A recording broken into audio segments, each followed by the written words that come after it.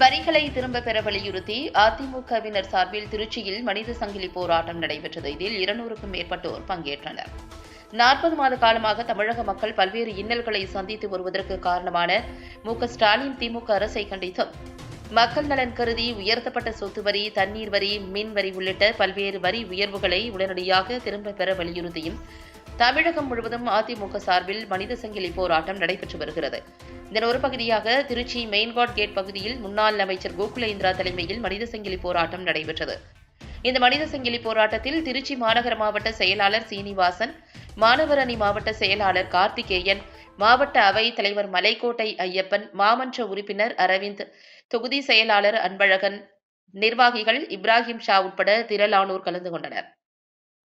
இதேபோல் புறநகர் மாவட்ட செயலாளர் முன்னாள் அமைச்சர் பரஞ்சோதி தலைமையில் ஸ்ரீரங்கம் ராஜகோபுரம் பகுதியிலும், முன்னாள் பாராளுமன்ற உறுப்பினர் ப. குமார் தலைமையில் திருவெரும்பூர் பகுதியிலும் மனித சங்கிலி போராட்டம் நடைபெற்றது.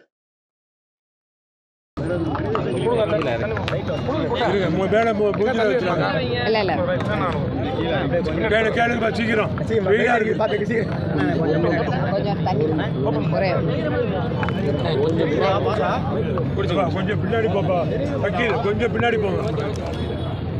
மேடம், இந்த ஏர் ஷோவில் இறந்தவங்களுக்கு 5 லட்சம் நாள் நிதி கொடுத்துருக்காங்க.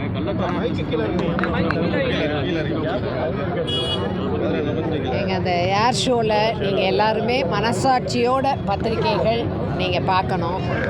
ஒரு நிகழ்ச்சி நடந்தால் அந்த நிகழ்ச்சியை ஏற்பாடு செய்தால் அதை சீரமைப்பு பண்ணி மக்கள் இவ்வளோ பேர் வர்றாங்க, அவங்களுக்கான அடிப்படை வசதிகள், நிற்கக்கூடிய இடத்த ஒவ்வொரு ஃபேஸாக, மெரினாங்கிறது பெரிய இடம், ஒவ்வொரு ஃபேஸாக வான்வெளியில் நடக்கிறனால எவ்வளோ தூரம் நின்று பார்த்தாலும் பார்க்க முடியும். அதை சேனலைஸ் பண்ணணும், குடிக்க தண்ணி கொடுக்கணும், மெடிக்கல் கேம்ப் போடணும், இடைவெளி விட்டு நிற்கக்கூடிய அளவில் அவங்களுக்கு இட வசதி கொடுத்துருக்கணும். குழந்தைகளை கூட்டிகிட்டு வருவாங்க, அவர்களுக்கான ஒரு அறிவிப்பு, கொடை கொண்டு வாங்க, உங்களுக்கு தண்ணி கொண்டு வாங்க, ஏதாவது உணவு கொண்டு வாங்க.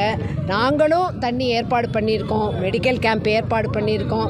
இருந்தாலும் நீங்கள் ஒரு தற்காப்பு முன்னெச்சரிக்கை நடவடிக்கையோடு வாங்க.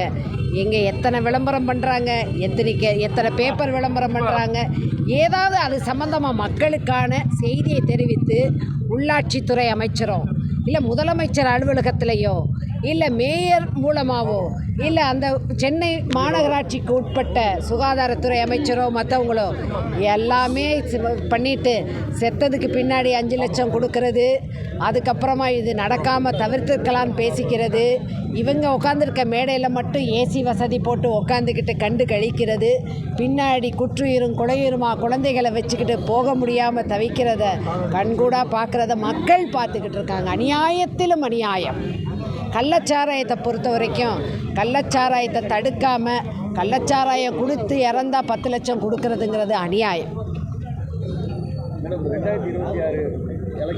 கொஞ்சம் எனக்கு என்னை தள்ளிங்கன்னா நான் பேச முடியாது. வரப்போ 2026 எலெக்ஷனில் ஏடிஎம்கே ஜெயிக்கு வந்து வன்னியர் சங்கம் இன்னொரு கோரிக்கை வைக்கிறாங்க. எப்படி சொல்கிறாங்கன்னாக்கா, துணை முதல் பதவி வேணும், வன்னியர் சங்கத்துக்கு வன்னியர் துணை முதல் பதவி வேணுங்கிற ஒரு கோரிக்கை வச்சு 2026 அதாவது அவங்க சொன்ன செய்தியை நீங்கள் சொல்லி நான் தெரிஞ்சுக்கிட்டேன். நான் பார்க்கல. ஆனாலும் நான் ஒன்று சொல்கிறேன் உங்களுக்கு. பொதுவாக புரட்சித் தலைவர், புரட்சி தலைவி அம்மா அவர்கள் காலத்தில் இன்றைக்கு வரைக்கும் அண்ணன் எடப்பாடியார் காலத்தில் அதிமுகங்கிறது ஒரு ஜாதி மத வித்தியாசம் இல்லாத, ஜாதிக்கு அப்பாற்பட்ட தமிழக மக்கள் நலன் கருதிய கட்சி. அதற்கான ஆட்சி நடத்தப்பட்டது. இது மாதிரியான கோரிக்கைகளை பொதுச் செயலாளரும் மற்ற மூத்த அமைச்சர்களும் என்னங்கிறது முடிவு பண்ணுவாங்க. எல்லாமே எல்லா ஜாதியும் எல்லா மதத்தினரும் அதிமுகவிற்கு வேண்டும். அதிமுக என்பது ஒரு நடுநிலைமையான ஒரு நீதிமான் கட்சி என்பதை இந்த நேரத்தில் தெரிவித்துக் கொள்கின்றேன். நன்றி.